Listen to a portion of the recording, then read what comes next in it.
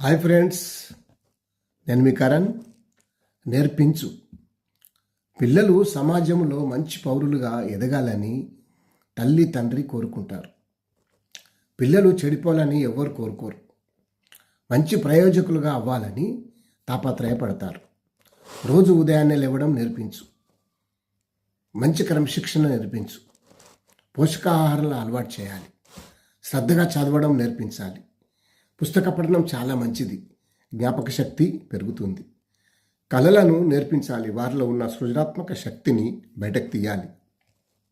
ఈ cell phone ఊరికే ఇవ్వకూడదు. ఒకరు ఇచ్చిన కాసేపు ఇచ్చి మళ్ళీ తీసుకోవాలి. కుటుంబ సభ్యులు ఎవరైనా ఇంటికి వస్తే వారు ఎవరికి ఏమవుతారు వారికి తెలియజెప్పాలి. ఏమని పిలవాలి, ఎలా మర్యాద చేయాలి, ఎలా మాట్లాడాలి, ఇవన్నీ వారికి నేర్పించాలి. ఎవరు బంధువులో ఎవరు స్నేహితులో కూడా తెలియజెప్పాలి. ఆటల్లో గెలిచినప్పుడు ఓడినప్పుడు భావోద్వేగాలకు లోనవుతారు.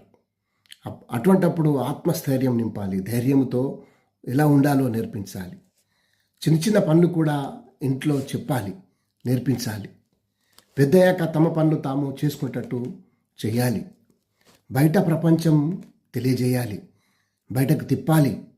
ఏది ఎక్కడ ఉంది, ఏ వస్తువు ఎక్కడ దొరుకుతుందో కూడా తెలియజెప్పాలి. వారు ఒంటరిగా ఒకవేళ ఎక్కడైనా విడిచిపెట్టినా ఇంటికి ఎలా రావాలో కూడా నేర్పించాలి, తెలియచెప్పాలి. ఏ రోడ్డు ఎక్కడికి వెళ్తుంది, ఇంటి నుంచి ఎంత దూరం అని కూడా వారికి తెలియజెప్పాలి, నేర్పించాలి. ఒకరికి సహాయం చేయడం కూడా నేర్పించాలి. ఒకరి నుండి సహాయం ఎలా తీసుకోవాలి, ఎందుకు తీసుకోవాలి కూడా నేర్పించాలి. ఒకరి నుండి సహాయం తీసుకోకుండా మనం ఏ విధంగా సహాయం చేయాలి నేర్పించాలి. ఇవన్నీ పిల్లలకు నేర్పిస్తే వారు భావి పౌరులుగా తీర్చబడతారు. Thank you. నేను మీ కరణ్.